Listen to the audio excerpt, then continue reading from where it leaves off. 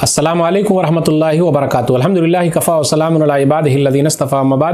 محترم ناظرین کرام، آج کی نشست کا موضوع ہے فطرے میں اناج یا قیمت۔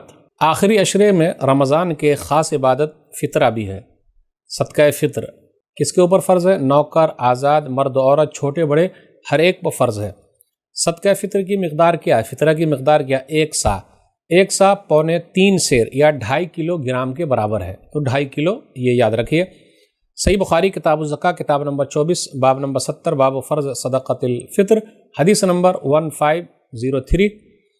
عبداللہ بن عمر رضی اللہ تعالیٰ عنہ کہتے ہیں فرض رسول اللہ صلی اللہ علیہ وسلم زکاة الفطر صاعا من تمر او صاعا من شعیر علی العبد والحر والذکر والانثى والصغیر والکبیر من المسلمین وامر بها ان تعد قبل خروج الناس الى الصلاة، کہ نبی صلی اللہ علیہ وسلم نے صدقہ فطر کو فرض کیا ہے، وہی 1 سا، چاہے وہ کھجور کا ہو یا جو کا ہو، بندے کے اوپر، غلام کے اوپر، آزاد کے اوپر، پھر اسی طرح مرد پر، عورت پر، چھوٹے پر، بڑے پر، مسلمانوں میں سے، اور حکم دیا کہ عید کی نماز پڑھنے سے پہلے اس کو ادا کر دیا جائے۔ کن چیزوں میں صدقہ فطر دینا ہے؟ غلے کی صورت میں دینا یہی افضل ہے، بہتر ہے کہ غلے کی صورت میں دے دیا جائے، اناج کی صورت میں دے دیا جائے، جیسے گیہوں کی شکل میں، چاول ہے، جو ہے، کھجور ہے، پنیر ہے، منقع ہے۔ صحیح بخاری کتاب الزکاة حدیث نمبر 1506۔ ابو سعید خدری رضی اللہ تعالیٰ عنہ کہتے ہیں کننا نخرج زکاة الفطر صاعا من طعام او صاعا من شعیر او صاعا من تمر او صاعا من عقت او صاعا من زبیب۔ لیکن کچھ علماء اس طرف بھی گئے ہیں کہ مجبوری کے تحت صدقہ فطر کی قیمت بھی نکال سکتے ہیں، پیسہ بھی دے سکتے ہیں، یا ریال، دینار، درہم وغیرہ کی شکل میں بھی دے سکتے ہیں۔ ہر وہ چیز دے سکتے ہیں جو غلے کے طور پر استعمال ہو۔ غلہ بطور کرنسی بھی استعمال ہوتا تھا، اس لیے قیمت بھی دینا جائز ہے۔ صحیح بخاری کتاب البیوع کتاب نمبر 34 حدیث نمبر 2151۔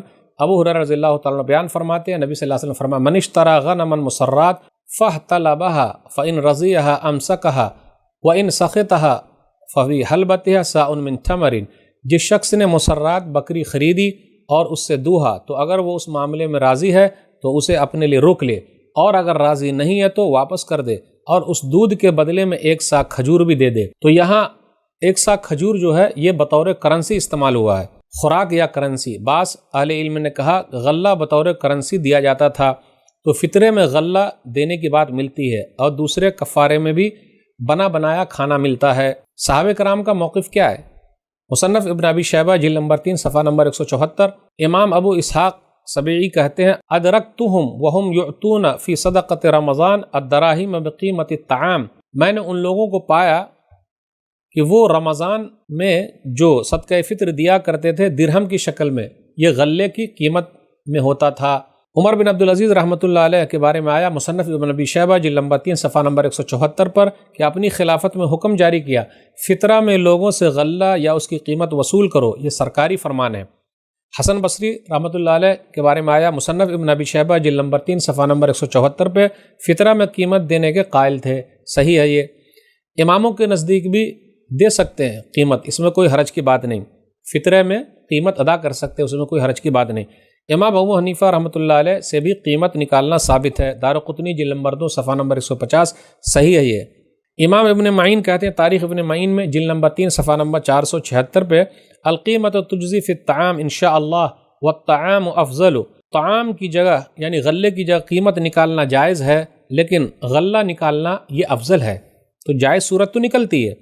علامہ ابن تیمیہ رحمۃ اللہ علیہ بھی کہتے ہیں مجموعہ فتاویٰ کے اندر جلد نمبر 25 صفحہ نمبر 82 میں ضرورت اور مصلحت کے تحت فطرے میں قیمت نکالنا جائز ہے۔ میرے بھائیوں، اس لیے لڑائی جھگڑا نہیں کرنا چاہیے۔ جب ایسا وقت آتا ہے تو لوگ لڑنے جھگڑنے لگتے ہیں، لڑنے جھگڑنے کیا بات ہے؟ پیار سے بات رکھیے، ایک دوسرے کو برا بھلا نہ کہیں۔ صدقہ فطر نکالنے کا وقت کیا ہے؟ صدقہ فطر ادا کرنے کا وقت یہ ہے کہ آخری روزے کی افطاری کے بعد یہ وقت شروع ہو جاتا ہے، اور عید کی نماز پڑھنے سے پہلے تک یہ وقت ہے۔ عید سے 1-2 دن پہلے بھی ادا کر سکتے ہیں۔ صحیح بخاری کتاب الزکاة کتاب نمبر 24 حدیث نمبر 1511۔ نافع بیان کرتے ہیں وکان ابن عمر یعطی عن الصغیر والکبیر حتی ان کان یعطی عن بنیہ، کہ عبداللہ بن عمر رضی اللہ تعالیٰ عنہ چھوٹے بڑے سب کی طرف سے ادا کرتے تھے فطرہ، یہاں تک کہ میرے بچوں کی طرف سے بھی ادا کرتے تھے۔ اور عبداللہ بن عمر رضی اللہ تعالیٰ عنہ یعطیہا الذین یقبلونہا، دے دیتے جو ان کو قبول کرتا، وکانوا یعطون قبل الفطر بیوم او یومین، اور وہ لوگ 1-2 دن پہلے بھی دیے جاتے تھے۔ صدقہ فطر ادا کرنے کا مقصد کیا ہے؟ سنن ابن ماجہ کتاب الزکاة کتاب نمبر 8 حدیث نمبر 1827 عبداللہ بن عمر رضی اللہ تعالیٰ عنہ نے کہا فرض رسول اللہ صلی اللہ علیہ وسلم زکاة الفطر طہرۃ للصائم من اللغو والرفث وطعمۃ للمساکین فمن اداها قبل الصلاة فهي زکاة مقبولہ ومن اداها بعد الصلاة فهي صدقۃ من الصدقات، کہ رسول اللہ صلی اللہ علیہ وسلم نے صدقہ فطر جو فرض قرار دیا ہے وہ کیوں؟ وہ اس لیے کہ روزہ دار سے لغو باتیں ہو جاتی ہے تاکہ وہ گناہوں سے پاک ہو جائے، مسکینوں کو کھانا کھلانے کے لیے ہے، پھر اسی طرح عید سے پہلے دینا ہے، ورنہ عید کی نماز کے بعد اگر دیں گے تو یہ عام صدقہ ہوگا۔ پتہ یہ چلا صدقہ فطر ادا کرنے کی حکمت یہ ہے غریب مسکین بھی عید کی خوشی میں شامل ہو جائے، مسلمان اپنی خوشی میں دوسروں کو شامل کر لے، اور روزے کی حالت میں کچھ باتیں جو ادھر ادھر ہو گئی ہے یہ سب اس کو ختم کرنے کے لیے ہے۔ روزے کے آداب میں اگر کچھ کمی رہ گئی، کوتاہی رہ گئی تو صدقہ فطر کی وجہ سے اللہ تعالیٰ اس کو معاف فرماتے ہیں۔ تو یہ صدقہ فطر کے تعلق سے چند باتیں تھی۔ اللہ سے دعا ہے کہ اللہ تعالیٰ ہم لوگوں کو کتاب و سنت پر چلنے کی توفیق دے، آمین۔ والسلام علیکم ورحمۃ اللہ وبرکاتہ۔ آپ اپنی زکوٰۃ، صدقات اور عطیات دیے گئے اکاؤنٹ نمبر یا QR کوڈ سکین کے ذریعے یا پھر گوگل پے کے ذریعے بھی بھیج سکتے ہیں۔ مزید جانکاری کے لیے دیے گئے نمبر پر رابطہ قائم کریں۔ سپورٹ البر۔